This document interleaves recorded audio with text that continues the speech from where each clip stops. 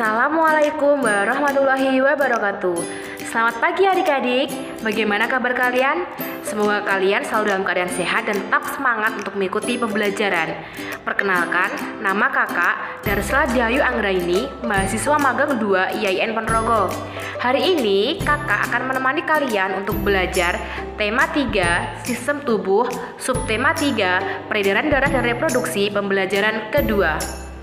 Adik-adik, kemarin kalian sudah belajar sistem dan organ apa saja yang berada di peredaran darah manusia. Nah, hari ini kita akan belajar sistem dan organ peredaran darah pada hewan. Nah, umumnya sistem peredaran darah hewan dan manusia itu sama. Sistem peredaran darah hewan dibagi menjadi dua, yaitu peredaran darah tertutup dan peredaran darah terbuka. Peredaran darah terbuka adalah peredaran darah atau hemolimfa ke seluruh tubuh yang tidak selalu melewati pembuluh darah. Sedangkan peredaran darah tertutup adalah peredaran darah atau hemolimfa ke seluruh tubuh atau jaringan yang melewati pembuluh darah. Itulah perbedaan antara pembuluh darah terbuka dan pembuluh darah tertutup. Nah, hari ini kita akan belajar mengenai sistem peredaran darah pada ikan. Nah, ayo sekarang siapa yang di rumah mempunyai hewan peliharaan ikan? Ayo coba kalian amati ikan peliharaan yang kalian punya. Bagaimanakah sistem peredaran darah pada ikan?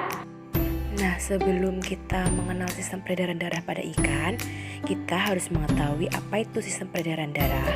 Sistem peredaran darah adalah sistem dalam tubuh yang bertugas mengantar sari makanan dan oksigen ke seluruh tubuh dan membawa kembali karbon dioksida sebagai limbah metabolisme untuk dikeluarkan dari tubuh.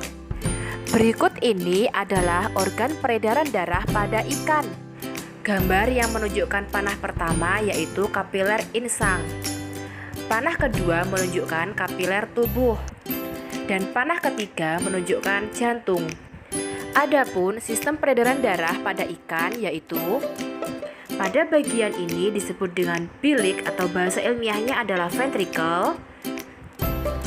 Kemudian pada bagian ini disebut dengan serambi atau atrium. Kemudian pada bagian ini adalah vena dan yang terakhir adalah arteri. Sistem peredaran darah pada ikan termasuk sistem peredaran darah tertutup atau tunggal. Hal itu berarti selama satu kali rangkaian proses lengkapnya hanya melewati jantung sekali saja. Nah adik-adik, jantung ikan itu terbagi menjadi dua ruang, yaitu satu serambi dan satu bilik. Antara serambi dan bilik terdapat katup yang berfungsi untuk mengalirkan darah. Nah adik-adik, sekarang coba kalian amati proses sistem peredaran darah pada ikan seperti yang ada pada gambar di video ini. Pada ikan, darah yang mengandung CO2 atau karbon dioksida dari seluruh tubuh akan masuk ke insang. Kemudian di insang terjadi pertukaran gas CO2 dan O2 atau oksigen. Darah yang mengandung oksigen tersebut akan mengedarkan sari makanan ke seluruh tubuh. Nah adik-adik, kalian sudah belajar mengenai sistem peredaran darah pada ikan bukan? Nah sekarang coba ceritakan kembali apa yang kalian pelajari kepada orang tua atau kakak kalian. Kalian bisa menggunakan kata hubung atau konjungsi. Misalnya menggunakan kata hubung seperti pertama, kedua, ketiga, lalu, kemudian, dan akhirnya. Adik-adik, setelah kalian belajar mengenai sistem peredaran darah pada ikan, sekarang kalian akan belajar mengenai penyajian data. Data harus disajikan dengan sederhana dan jelas agar mudah dibaca dan dipahami oleh orang lain yang ingin mengetahuinya. Ada beberapa bentuk penyajian data, seperti dibuat dalam bentuk daftar, tabel, diagram gambar, diagram garis, dan diagram batang. Namun kali ini kita akan belajar bentuk penyajian data yaitu berupa tabel. Langkah penyajian data dalam bentuk tabel yaitu yang pertama, menentukan nilai berapa saja yang berbeda pada data yang ada. Kemudian, setelah mengetahui jumlah baris yang akan dibuat, lalu membuat tabelnya. Nah, buatlah jumlah kolom tabel sesuai dengan data yang ada.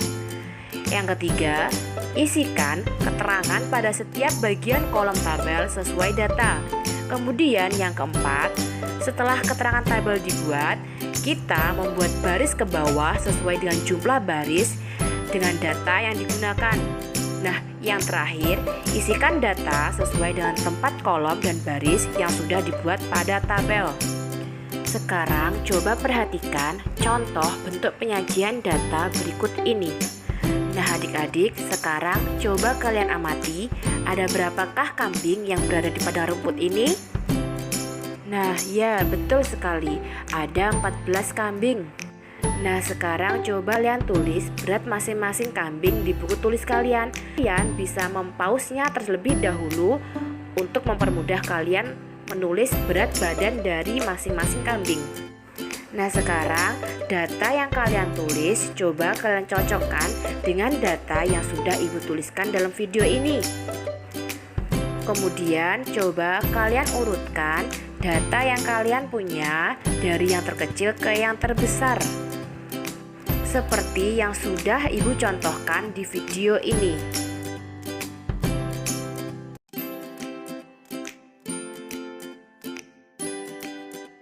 Dalam menyajikan data dalam bentuk tabel, kita harus memilih nilai berapa saja yang berbeda.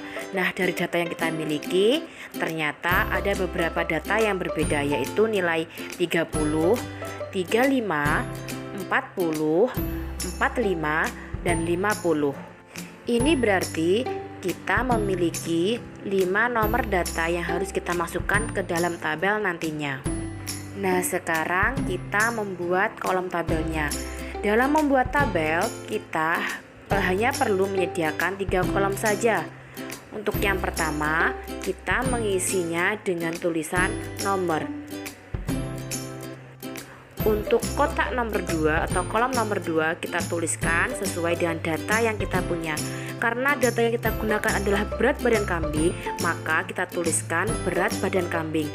Kemudian untuk kolom yang ketiga atau kotak ketiga, kita tuliskan jumlah. Kolom jumlah ini menunjukkan jumlah dari setiap masing-masing data di setiap barisnya.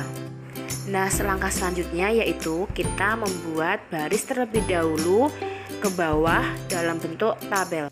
Kemudian kita isikan data yang sudah kita miliki tadi ke dalam tabel yang sudah kita buat. Nah, adik-adik, data yang sudah kita miliki sudah kita masukkan ke dalam bentuk tabel seperti dalam video pembelajaran ini. Nah, sekarang kalian sudah bisa bukan menyajikan data ke dalam bentuk tabel. Nah, untuk lebih memahaminya lagi, ayo coba kalian baca dan pahami materi yang ibu lampirkan di dalam video ini. Nah, adik-adik, alhamdulillah pelajaran kita pada pagi hari ini sudah selesai. Hari ini kita sudah belajar mengenai sistem peredaran darah pada ikan dan bagaimana cara menyajikan data ke dalam bentuk tabel. Jangan lupa untuk mengerjakan tugas yang sudah ibu kirimkan di grup WA ya. Cukup sekian pembelajaran pada hari ini. Tetap semangat dalam belajar dan jangan lupa untuk selalu menaati protokol kesehatan. Sampai jumpa di lain waktu adik-adik. Wassalamualaikum warahmatullahi wabarakatuh.